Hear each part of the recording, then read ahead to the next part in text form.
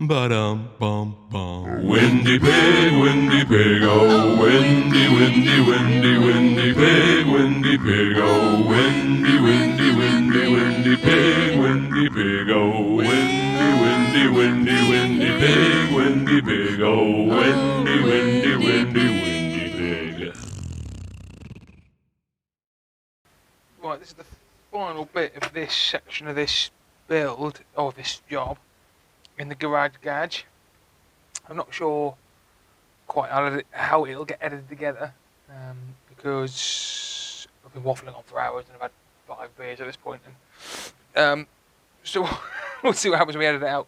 So the last job to do before we start ordering bits is to start measuring up shims. I did say I'd show you these cams a bit closer up. So you can see there's a little bit of sort of wear on these. I can feel that ever so slightly. Can feel some of that with my fingernails. So that, but there's nothing on the journal side. And let's have a look at the caps.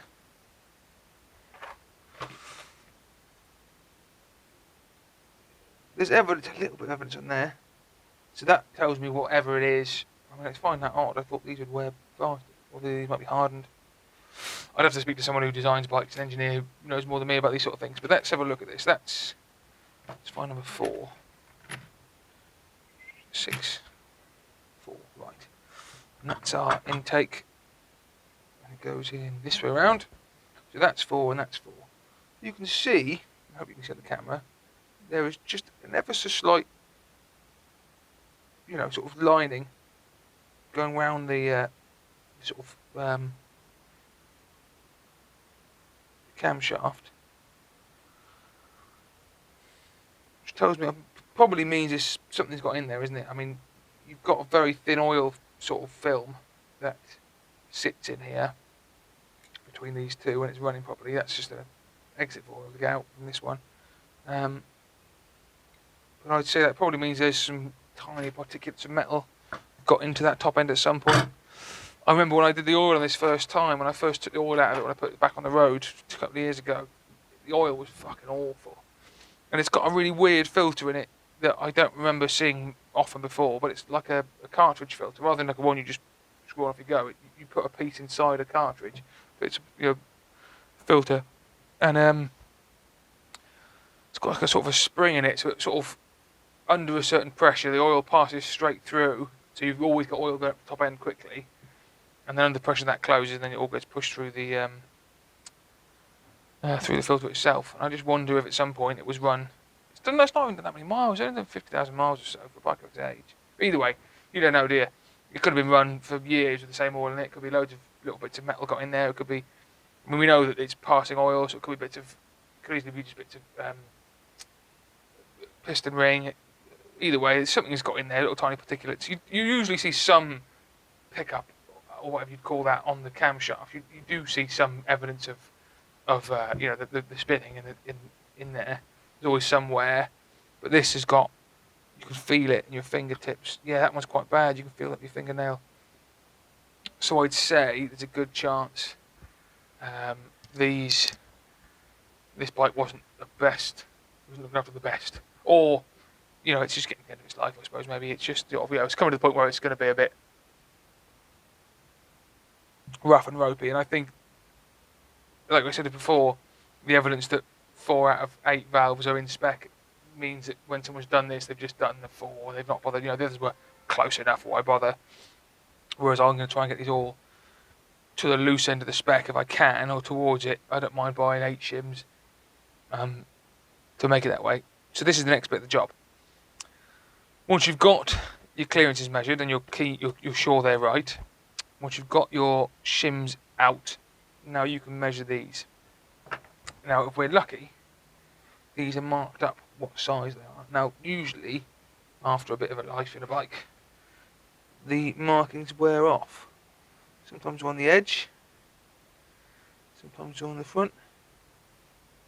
There's something there. Fuck, I can't see that.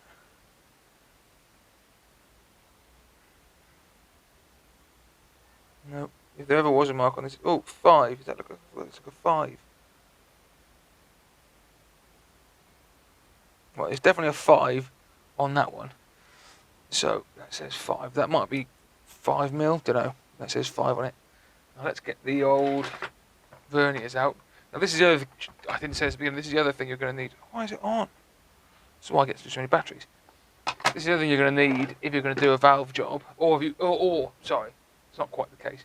If you measure your valves, and you find out they're out of spec, a tool you're going to need is a set of vernier calipers, and don't buy cheap shit ones. For 30 quid, you can get a nice set of this, digital, got a little Whitworth ISO thing on the back of it, just in case you need it. It can be zeroed, it can be turned off.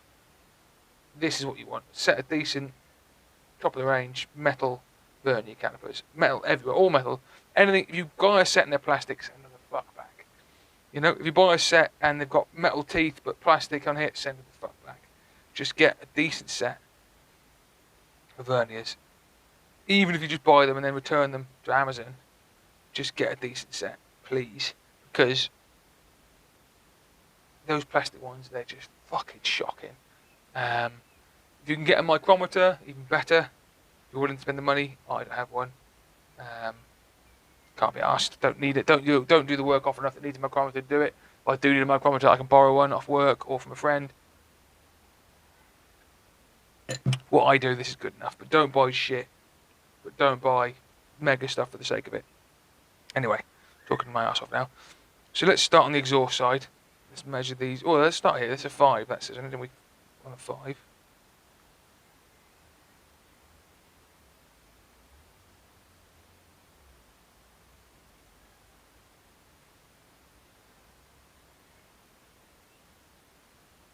So that I would say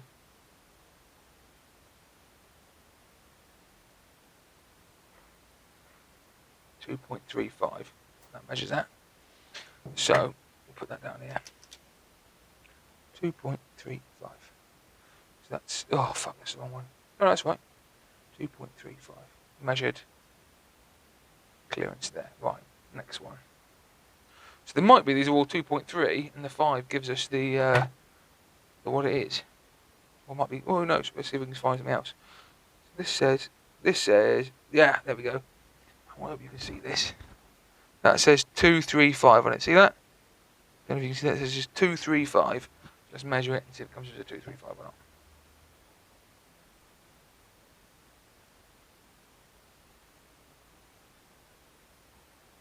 236.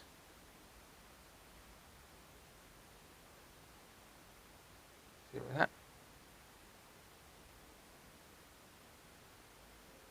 238. But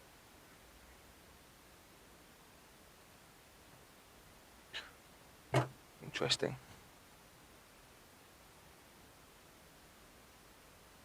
Or was it 238? No, that was stupid. No, that's definitely 235. So 235 on there. So if these are all 2.35, we're going to end up with a situation where these are going to be the shims from the factory, I would have thought, or close enough. What does this one say on it? Sorry, I keep moving away from the camera.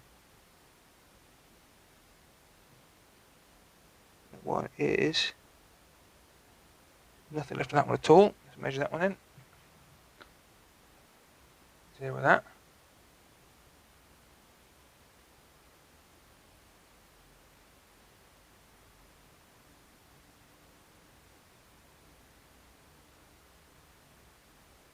These seem to have a bit of a tolerance in them, but we'll just 235 again. Go back to the first one. These are going to be all 235s, probably. Which is interesting. What's that first one?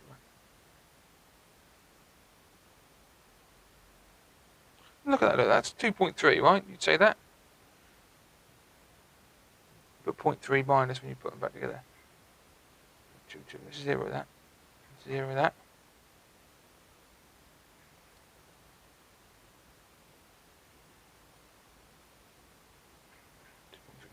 Fine. 235. Zero that.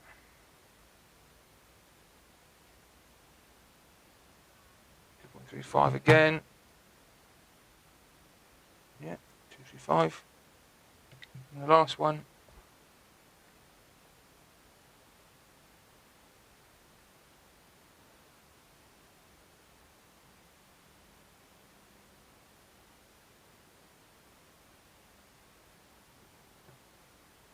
So, and again, you've got to use judgment here, because every time I measure this, it comes up slightly different. 235, 236, 235, 237. So these aren't, these aren't the most accurate, but you could say that's a 235. Nothing on that one. So yeah, so they're all 235s, which is interesting. I would be surprised if they're the shims from the factory, but we might be there. Let's measure the exhaust ones. Zero that down.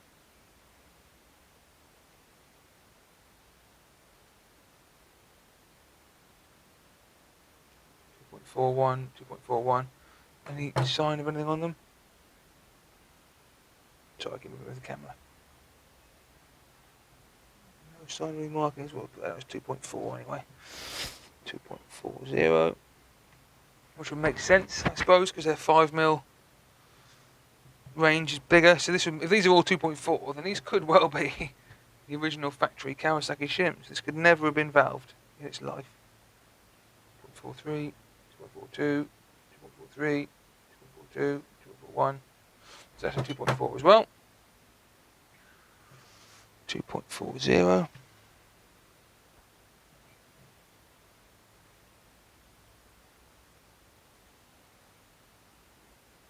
1, 2.40, 2.40, 2.39, 2.4.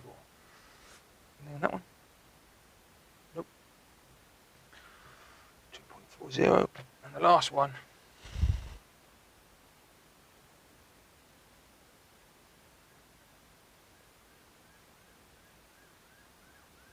2.47. Right, that I'd be surprised if that was 5mm bigger. Maybe. Keep zeroing it. 2.45. 2.46. 2.45. Well, must be then. So 2.46 then. Must be. 2.45. So 2.45. There we go. 40. So simple as that. So now we've got all the information we need to decide what we do next. We've got our camshafts out, and they look worn, but considering this is a bike from 1987, best year ever, by the way, a bit of wear like that. This bike isn't also a super sport race machine. It's my going to work bike, so we'll live with that. That little bit of wear. Journal, the cam caps look good. The top of the cam, the heads, the cams sitting look good. This gasket was cleaning off. That's going to be a shit job. Buckets all look good. There is some heat. See where they move up and down? You can see where that's a little bit of wear where they sit. So they must be rocking a little bit. But that'll just be wear from their life, or probably just from someone ragging it from cold, because I do that occasionally. When I run out of here, I rag it a bit from cold. So before the clearances take up, they just rock back and forth, and they just, do that one especially. What's that exhaust one? So that's probably getting quite hot. Maybe there's not as much oil getting there. Exhaust 3, that's quite hot as well. But yeah, the exhaust one's always going to be slightly hotter, I suppose. Yeah, nothing you'd worry about. Again, you see that where it looks pretty standard for these sort of things. A little bit of rocket back and forth, because they do. They're not interference fit. There has to be a space for an oil skin to be in there. But everything looks good at the moment. So the next thing is nuts. Now I don't know what shims I can buy. I don't know what I assume they're in 0.05 increments. They tend to be. So if I want to increase that distance to between 0.1 and 0.2, I need to fit a smaller shim to increase that distance. So if I put in, let's think 0.8, so I want to be between, so and we normally work in increments of 5. I'm almost certain it'll be increments of 0.05, 5 thousandths. That's what we tend to work to. Or rather, that's all the shims I've bought in my life have always been 0.5 increments. So if we put a 3.0 in, a 0.30 in, that gets us to 0.13.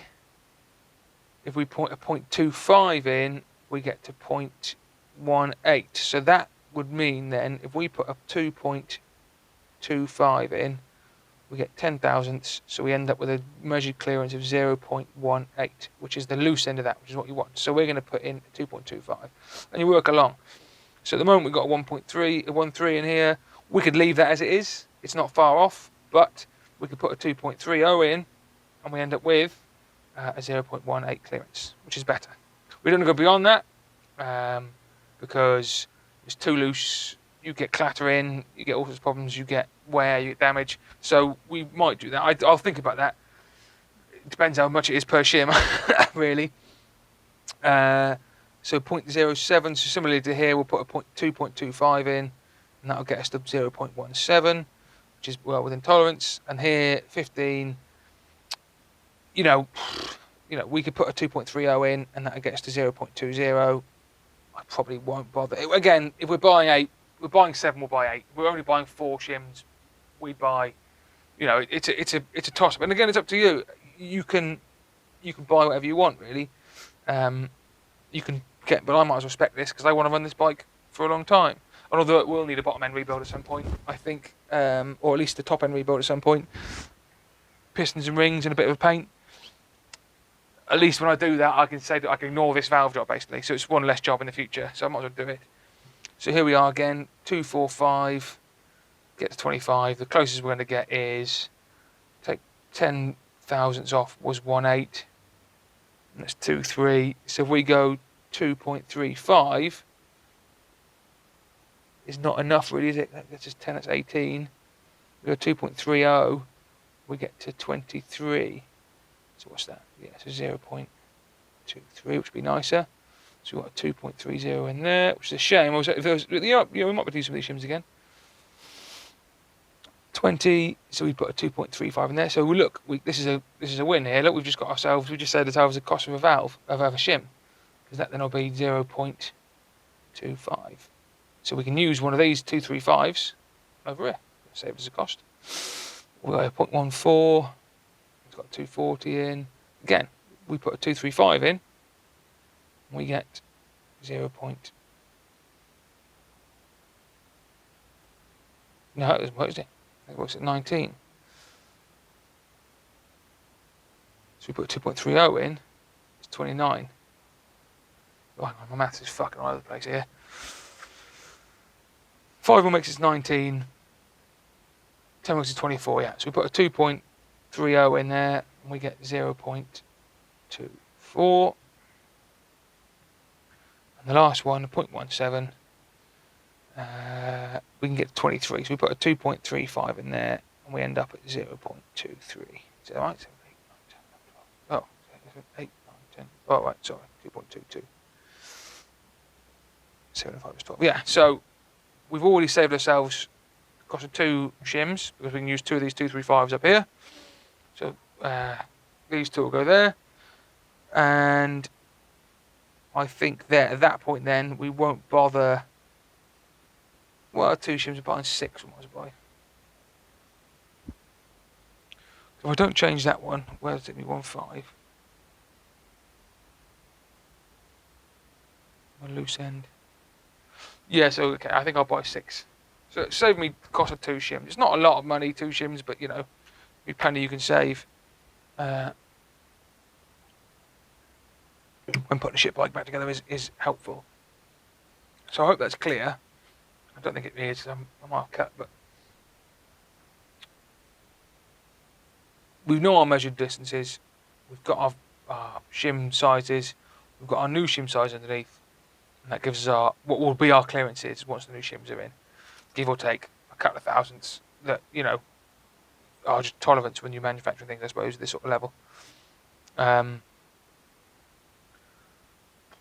That's it, I think. I mean, all I can do now is order these parts, or order these shims, and then in a week or so when the shims turn up, we'll fit them back in together, and you can see how that works. I'm just going to cover the open bike in some rags just to make sure that when I'm fucking about here doing other jobs, no mess gets into the top of the bike. And that's it. So thank you for watching. Sorry I've been rambling on a little bit. You have a great evening, and hopefully we'll be back here in a few days with some nice new shiny shims to go in. Cheers. Ba-dum, bum, bum. Windy pig, oh.